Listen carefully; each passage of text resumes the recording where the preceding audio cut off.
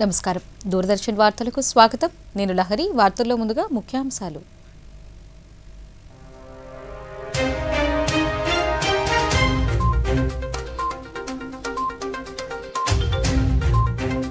భారత ప్రధాని నరేంద్ర మోదీకి మరో అరుదైన గౌరవం.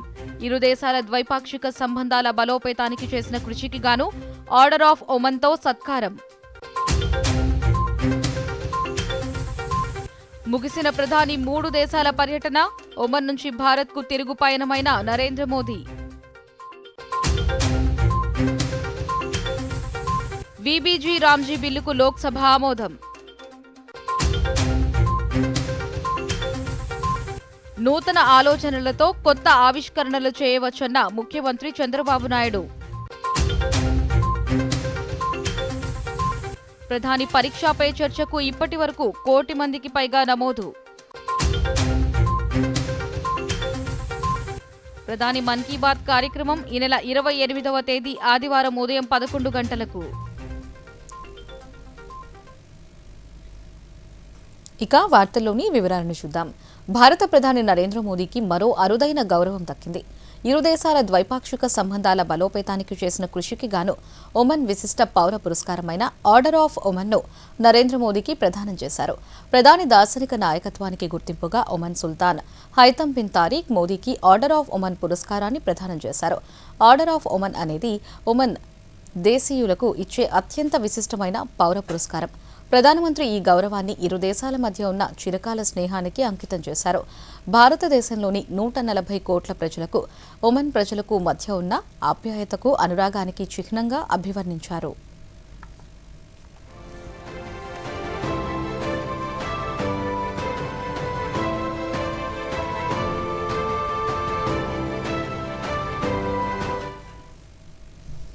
భారతదేశ చరిత్రలో అతిపెద్ద కార్మిక సంస్కరణలు చేపట్టినట్లు ప్రధానమంత్రి నరేంద్ర మోదీ పేర్కొన్నారు. భారతదేశం ఒమన్ వ్యాపార సదస్సులో ప్రధాని మాట్లాడుతూ అధిక సంఖ్యలో ఉన్న కార్మిక చట్టాలను కేవలం 4 కోట్లుగా ఏకీకృతం చేశామన్నారు. ఇది భారతదేశ చరిత్రలోనే అతిపెద్ద కార్మిక సంస్కరణల్లో ఒకటిగా పేర్కొన్నారు. విధానపరమైన అనుమతులు వేగవంతమైనప్పుడు ఉత్పాదక రంగానికి కొత్త ఉత్సాహాన్ని ఇస్తుందని పేర్కొన్నారు.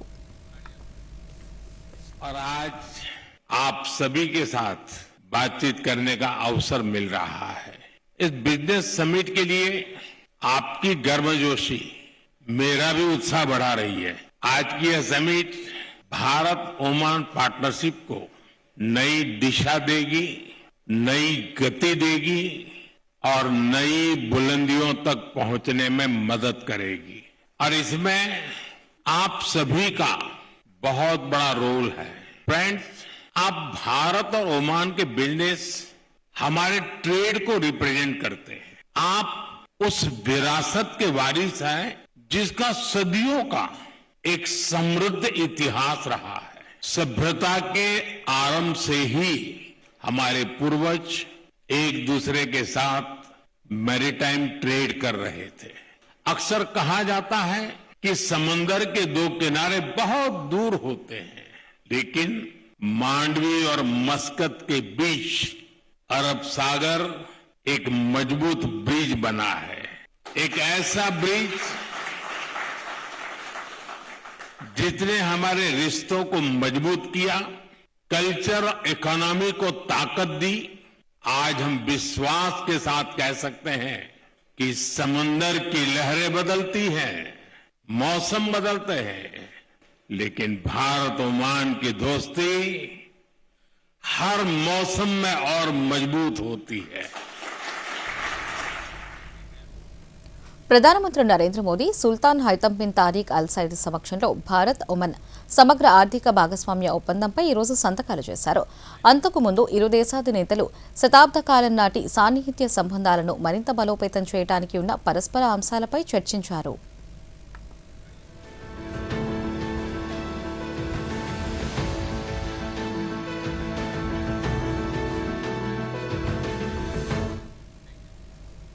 భారతదేశం వైవిధ్యాల భూమికి నిలయంగా నిలిచిందని ప్రధానమంత్రి నరేంద్ర మోదీ పేర్కొన్నారు. ఒమన్ పర్యటనలో భాగంగా ప్రధాని ఈ రోజు మస్కట్లో జరిగిన మైత్రి పర్వ్లో పాల్గొన్నారు. ఒమన్లో భారతీయ విద్యా వ్యవస్థకు 50 ఏళ్లు పూర్తయిన సందర్భంగా అక్కడ ప్రవాస భారతీయులు భారతీయ విద్యార్థులతో ముచ్చటించారు. ఈ సందర్భంగా ఆయన మాట్లాడుతూ పలు సంస్కృతి సంప్రదాయాలు కలిగిన దేశీయులంతా ఒక్కచోటే ఉండడం సంతోషమన్నారు.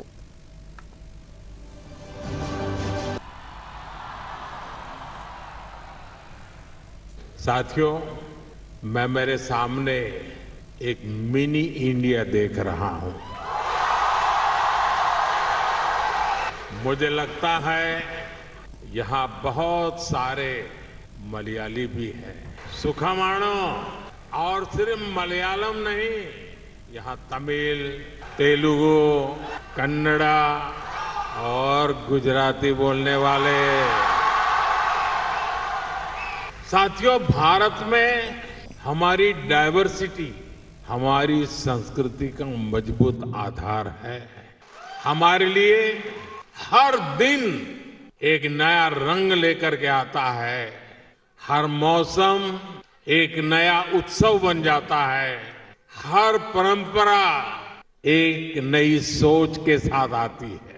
और यही कारण है कि हम भारतीय कहीं भी जाएं, कहीं भी रहे, हम डाइवर्सिटी का सम्मान करते हैं। हम वहां के कल्चर, वहां के नियम कायदों के साथ घुल मिल जाते हैं।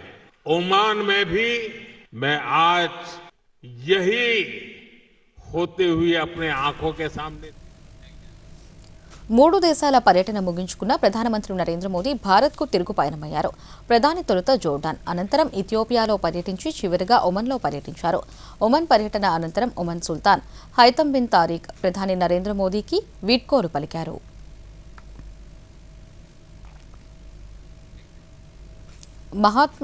మహాత్మా గాంధీ జాతీయ గ్రామీణ ఉపాధి హామీ పథకం స్థానంలో కొత్త చట్టం తీసుకొచ్చేందుకు ఉద్దేశించిన Viksit Bharat guarantee for Rozgar and Ajeevika mission Gramin VBG RAM G బిల్లుకు లోక్సభ ఈరోజు ఆమోదం తెలిపింది.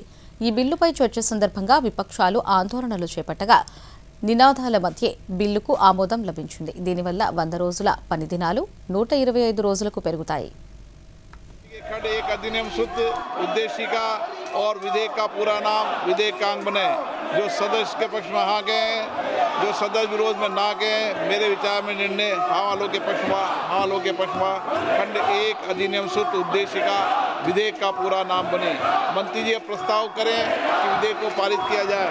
माननीय अध्यक्ष महोदय, मैं प्रस्ताव करता हूं कि इस विधेयक को सभा द्वारा पारित किया जाए। प्रश्न ये कि विधेयक को पारित किया जाए। जो सदस्य के पक्ष में हाँ गए। గ్రామీణాభివృద్ధిలో ప్రభుత్వ విధానం కీలక అంశమని కేంద్ర గ్రామీణాభివృద్ధి శాఖ మంత్రి శివరాజ్ సింగ్ చౌహాన్ పేర్కొన్నారు. వికసిత భారత్ జీ రామ్జీ బిల్ 2025పై జరిగిన చర్చలో ఆయన మాట్లాడుతూ మహాత్మా గాంధీ సిద్ధాంతాలకు అనుగుణంగానే ప్రధానమంత్రి నరేంద్ర మోదీ ప్రభుత్వం పలు సంక్షేమ కార్యక్రమాలు చేపడుతోందన్నారు. మోదీ ప్రభుత్వం పేదల సంక్షేమం కోసం పనిచేస్తోందన్నారు. పీఎం ఆవాస్ యోజన, ఉజ్వల యోజన, స్వచ్ఛ భారత్ మిషన్, ఆయుష్మాన్ భారత్ వంటి పథకాలతో గాంధీజీ కలలను సాకారం చేస్తున్నట్లు తెలిపారు. जनशक्ति कार्यक्रम ये 60-61 में बनी। माननीय अध्यक्ष महोदय, उससे उद्देश्य पूरा नहीं हुआ। सीमित कवरेज और अपर्याप्त वित्तीय संसाधन के कारण तो फिर बनी ग्रामीण रोजगार के लिए क्रैश योजना। उसके बाद काम के बदले अनाज योजना आई, फिर राष्ट्रीय ग्रामीण रोजगार कार्यक्रम आया। माननीय अध्यक्ष महोदय, फिर ग्रामीण भूमिहीन रोजगार गारंटी कार्यक्रम आया, फिर जवाहर रोजगार योजना आई, फिर संपूर्ण ग्रामीण रोजगार योजना आई, फिर राष्ट्रीय काम के बदले अनाज कार्यक्रम आया। एक के बाद एक योजनाएं आती है और उसके बाद आई नरेगा योजना। मैं देश को बताना चाहता हूँ, 2006 से लेके ये ढोंग करते हैं, ये कांग्रेस के लोग ढोंग करते हैं। जब यूपीए की सरकार थी, माननीय अध्यक्ष महोदय, 6-7 से 13-14 तक केवल 1660 करोड़ मानव दिवस श्रम दिवस सृजित हुए, लेकिन नरेंद्र मोदी जी के नेतृत्व में 3210 करोड़ श्रम दिवस सृजित करने का काम किया। వార్తల్లో చిన్న విరామం తీసుకుందాం. తాతయ్య, ఇది ఏం మొక్క? టాంజరీన్, చాలా తీగా ఉంటుంది, పీకేయద్దు. ఫ్రీ ఫారెన్ ట్రిప్ లింక్ పై క్లిక్ చేయండి, ఇప్పుడే చేస్తాను. తాతయ్య ఆగండి, లింక్ పైన క్లిక్ చేయకండి. ఎందుకు? ఇది SMS స్కామ్. క్లిక్ చేస్తే మీ బ్యాంక్ డీటెయిల్స్ దొంగిలించబడతాయి. ఓ థ్యాంక్స్ గప్పు, కాపాడావు. ఇదిగో నీ తెలివితనానికి ఫలితం. RBI అంటుంది స్మార్ట్ అవ్వండి, కూల్ గా ఉండండి. వార్తలకు తిరిగి స్వాగతం. అమరావతిలో ముఖ్యమంత్రి నారా చంద్రబాబు నాయుడు అధ్యక్షతన రెండో రోజు కలెక్టర్ల సదస్సులో 6 జిల్లాల్లో బెస్ట్ ప్రాక్టీసెస్, సక్సెస్ స్టోరీలపై జిల్లా కలెక్టర్లు ప్రెజెంటేషన్ ఇచ్చారు. అల్లూరి జిల్లా, పార్వతీపురం మన్యం, ఏలూరు, నెల్లూరు, కడప, అనంతపురం జిల్లాలలో బెస్ట్ ప్రాక్టీసెస్పై చర్చ నిర్వహించారు.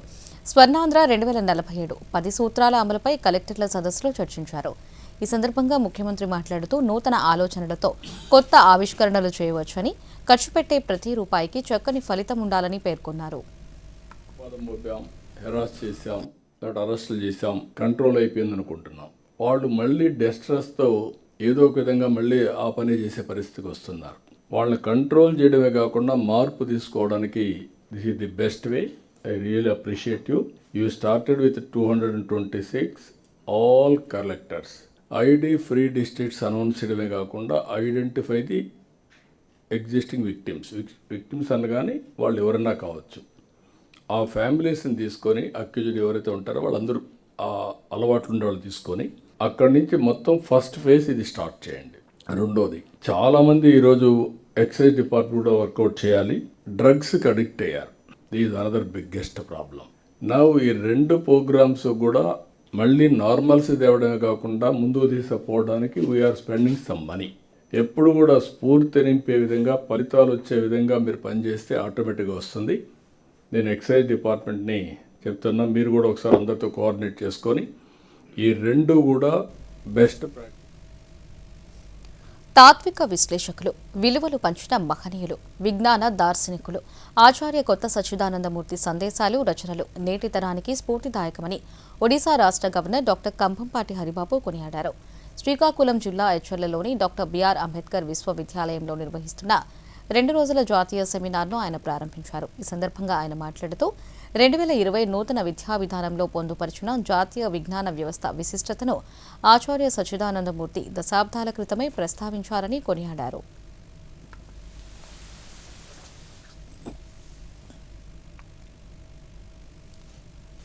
ఆంధ్రప్రదేశ్ ముఖ్యమంత్రి నారా చంద్రబాబు నాయుడుకు business reformer of the year award లభించింది. ప్రముఖ ఆంగ్ల మీడియా సంస్థ ఎకనామిక్ టైమ్స్ ఈ పురస్కారాన్ని ప్రకటించింది.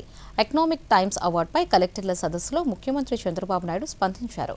ఈ తరహా అవార్డులు తానెప్పుడూ తీసుకోలేదని, ఈ అవార్డు రావడం వెనుక నా సహచరులు, అధికారులు, కలెక్టర్ల కృషేనని పేర్కొన్నారు.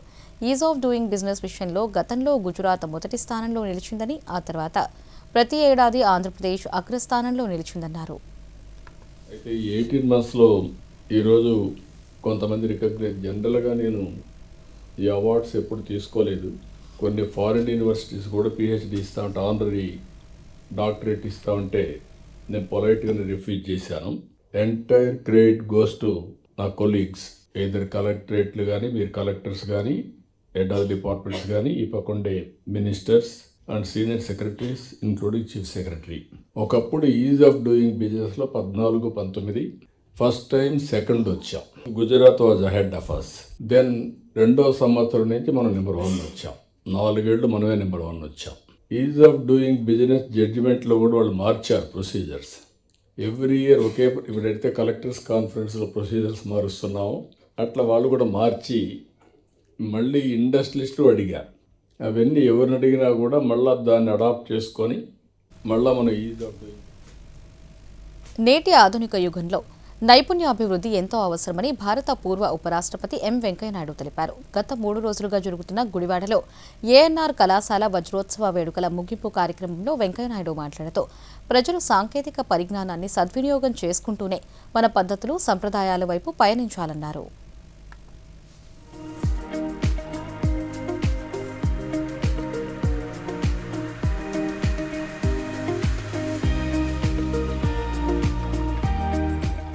అక్కినేని నాగేశ్వరరావు కళాశాల అని మాత్రమే పిలవాలని చెప్పి నేను కోరుతున్నాను. ఈ చిట్టిపెట్టి మాటలు మాట్లాడడం, ఆ ఇంగ్లీష్ వాళ్ళు పెట్టిపోయారు. మన మాటలు, మన దేశం, మన గొప్ప అని మనం గుర్తుపెట్టుకోకూడదని. హైదరాబాద్లో MG రోడ్డు అంటే MG రామచంద్రన్ కాదు, మహాత్మా గాంధీ రోడ్డు. ఇవాళ నేను ఒక ప్రతిష్టాత్మకమైన పురాతనమైన మంచి కళాశాల వేదికగా నేను చెప్తూ ఉన్నాను. దయచేసి అందరూ తెలుగులో మాట్లాడండి. కొన్ని పద్ధతులు, కొన్ని సాంప్రదాయాలు, కొన్ని ఉన్నత సంస్కారవంతమైన విషయాల వైపు వెళ్ళాలి. సంస్కారవంతమైన జాతిగా ఉండాలి. కాబట్టి సమాజంలో, కళాశాలలో, విద్యార్థుల్లో, కుటుంబంలో అందరూ ఐకమత్యం ఉండాలి అనే విషయాన్ని మనం ఈ సందర్భంగా గమనించాల్సి ఉంది, దాన్ని పాటించాల్సి ఉంది. ఈరోజు ఈ కళాశాల యొక్క వజ్రోత్సవాలకు రావడం చాలా సంతోషంగా ఉంది.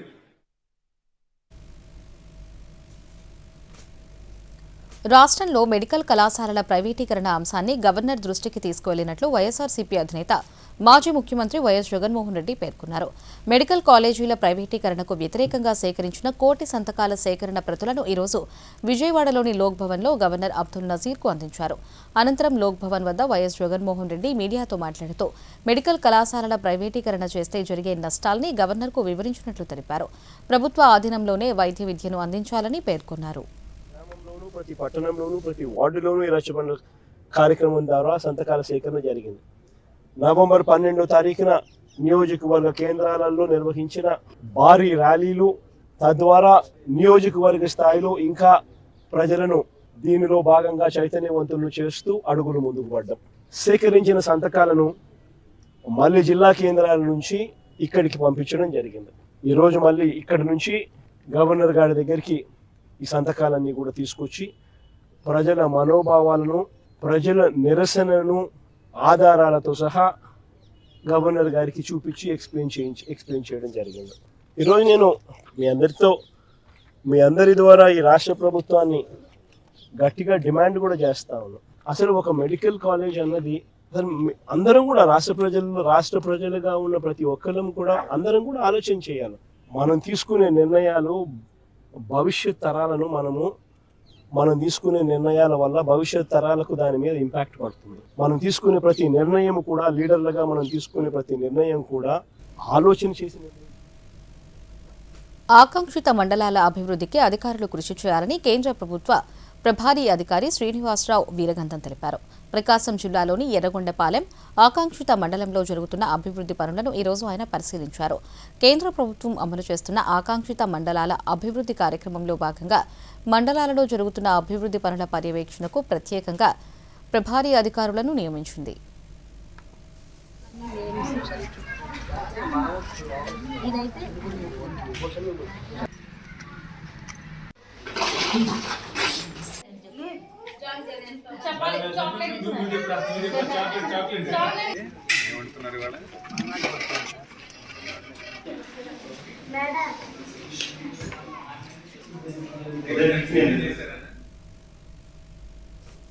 చిత్తూరు నగరంలో పల్స్ పోలియో కార్యక్రమాన్ని పూర్తి స్థాయిలో నిర్వహించడానికి అన్ని ఏర్పాట్లు చేశామని మున్సిపల్ కార్పొరేషన్ ఆరోగ్య అధికారి డాక్టర్ లోకేష్ తెలిపారు.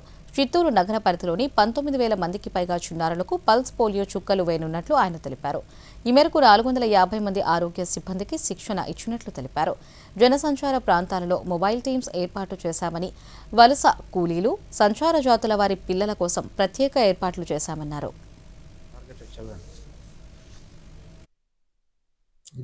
చిత్తూరు నగరపాలక సంస్థ పరిధిలో కమిషనర్ గారు, కలెక్టర్ గారు ఇచ్చినటువంటి ఇన్స్ట్రక్షన్స్ మేరకు, అదేవిధంగా వైద్య ఆరోగ్య శాఖ నుంచి వచ్చినటువంటి గైడ్ లైన్స్ మేరకు ఈ సండే 21st మనము పల్స్ పోలియో ప్రోగ్రామ్ అనేది జరుపుకుంటా ఉన్నాము.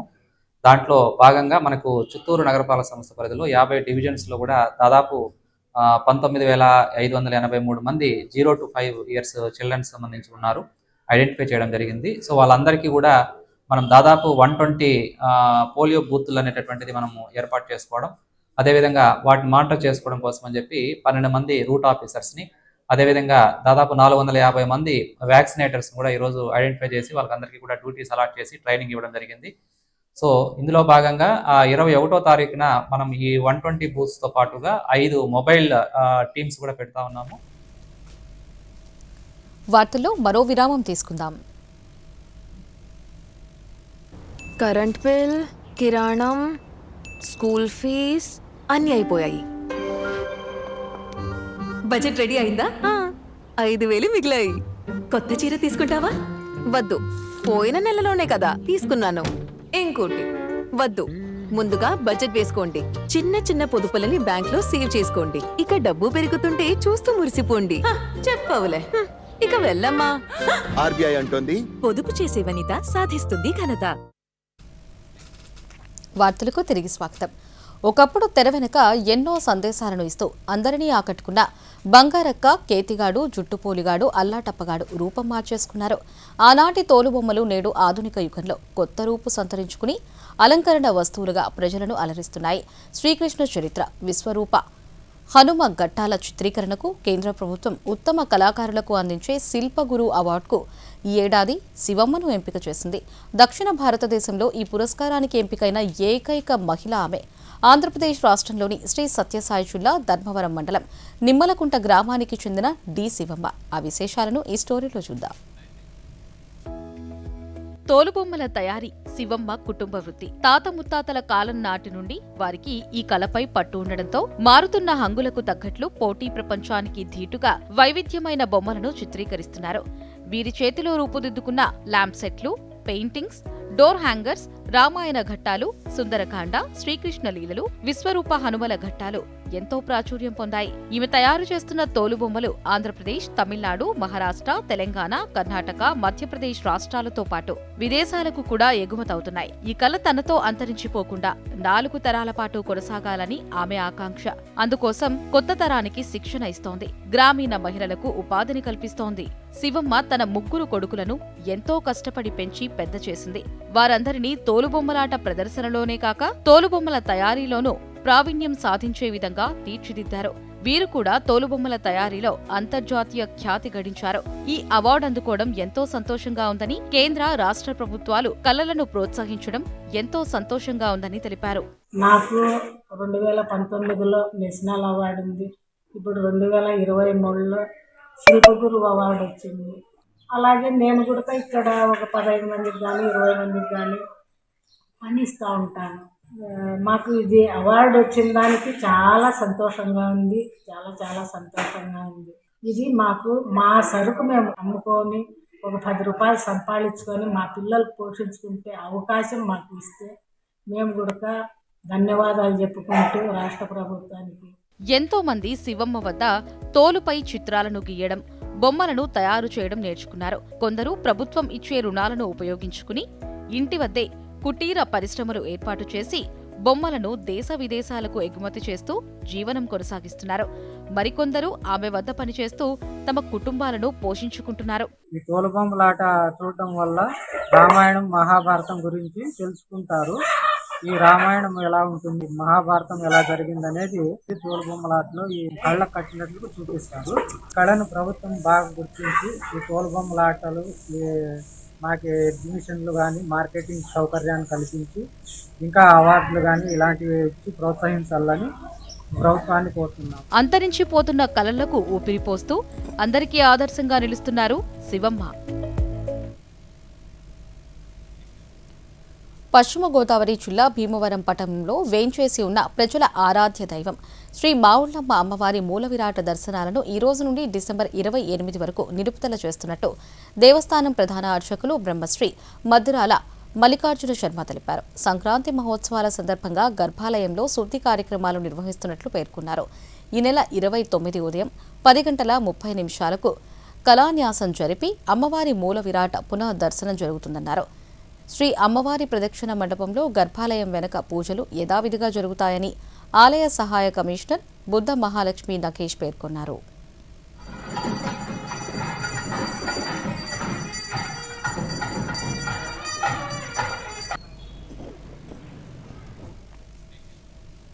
విద్యార్థి దశ నుండే చట్టాలపై అవగాహనతో ఉండాలని ఉమ్మడి పశ్చిమ గోదావరి జిల్లా న్యాయ సేవాధికార సంస్థ కార్యదర్శి కె రత్నప్రసాద్ తెలిపారు. ఏలూరు ప్రభుత్వ బాలిక ఉన్నత పాఠశాలలో ఈరోజు నిర్వహించిన న్యాయ విజ్ఞాన సదస్సులో విద్యార్థులకు వివిధ చట్టాలపై అవగాహన కల్పించారు. ఈ సందర్భంగా ఆయన మాట్లాడుతూ సమాజంలో మహిళలకు సమాన హక్కులు, వారి భద్రత, గౌరవం కాపాడేందుకు ప్రభుత్వం అనేక చట్టాలను రూపొందించిందని, ఈ చట్టాలపై ప్రతి మహిళకు అవగాహన అవసరమన్నారు. ఒక ఇంపార్టెంట్ హక్కు ఏంటి చెప్పండి, అది ఓటు హక్కు. ఆ ఓటు హక్కు వినియోగించి మనం ఏం చేసాం, ఎమ్మెల్యేని ఎన్నుకున్నాం, ఎంపీలు అనుకున్నాం. ఎంపీలు అంటే మెంబర్ ఆఫ్ పార్లమెంట్స్, ఎమ్మెల్యేస్ అంటే లెజిస్లేటివ్ అసెంబ్లీ మెంబర్స్.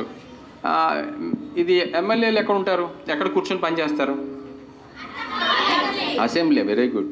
ఎంపీలు మెంబర్ ఆఫ్ పార్లమెంట్స్ పార్లమెంట్లో. అది ఎక్కడుంది? ఢిల్లీలో ఉందా? రైట్. అక్కడ వీళ్ళు ఏం చేస్తారంటే ప్రజలకి ఏ చట్టాలు అవసరం, చట్టాలంటే ఇప్పుడు చెప్పుకున్నాయి, చట్టాలు ఎందుకు తయారు చేస్తారంటే ఏదైనా సమస్య ఉంటే ఆ సమస్యల్ని తగ్గించడానికి లేకపోతే స్టాప్ చేయడానికి కొన్ని చట్టాలు తయారు చేస్తారు. విజయవాడలో శిశువుల విక్రయాలకు పాల్పడుతున్న ముఠాను పోలీసులు అరెస్ట్ చేశారు. ఢిల్లీ, ఉత్తరప్రదేశ్, ఇతర రాష్ట్రాల నుంచి నెలల వయసున్న పిల్లలను ఈ ముఠా విక్రయిస్తున్నట్లు పోలీసులు గుర్తించారు.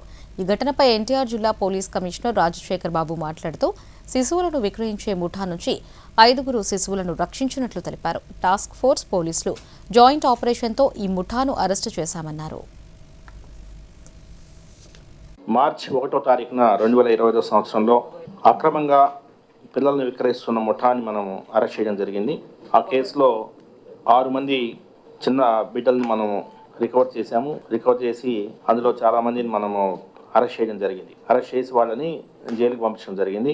ఆ కేసులో బలగం సరోజిని అనే ఒక లేడీ, తర్వాత మరో నలుగురు మహిళల్ని మనము ఆ సమయంలో అరెస్ట్ చేసి వాళ్ళ దగ్గరున్న 3 పిల్లలను స్వాధీనం చేసుకుని తర్వాత 4 లక్షల రూపాయలని కూడా స్వాధీనం చేసుకోవడం జరిగింది.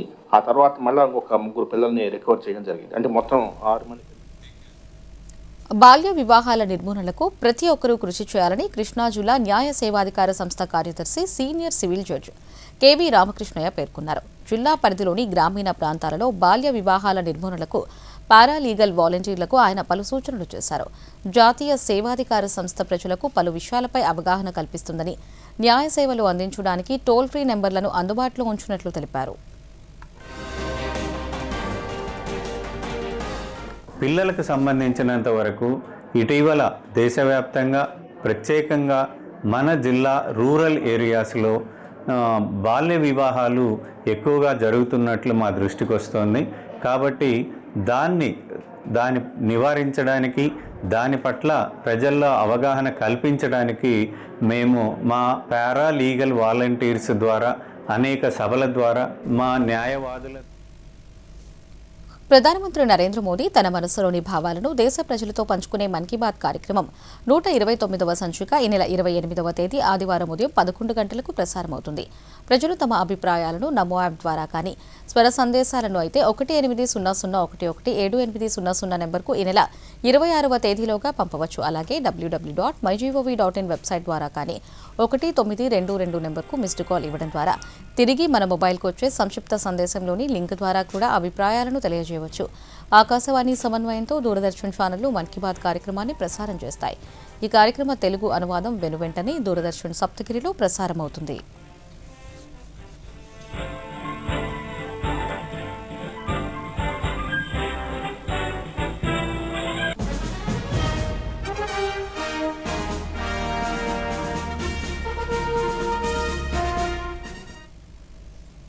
దేశీయ స్టాక్ మార్కెట్ సూచీలు ఈరోజు ఫ్లాట్గా ముగిశాయి. ఉదయం నష్టాలలో ప్రారంభమైన సూచీలు తర్వాత లాభపడ్డాయి. ఆఖర్లో మళ్లీ అమ్మకాల ఒత్తిడితో నష్టాలలోకి జారుకుని స్వల్ప నష్టాలకు పరిమితమయ్యాయి. ఉదయం 84,518 పాయింట్ల వద్ద నష్టాలలో ప్రారంభమైన సెన్సెక్స్ ఇంట్రాడేలో 84,238 నుంచి 84,780 మధ్య కదలాడింది. చివరికి 77 పాయింట్ల నష్టంతో 84,481 వద్ద స్థిరపడింది. నిఫ్టీ కేవలం 3 పాయింట్లు నష్టపోయి 26,815 వద్ద ముగిసింది.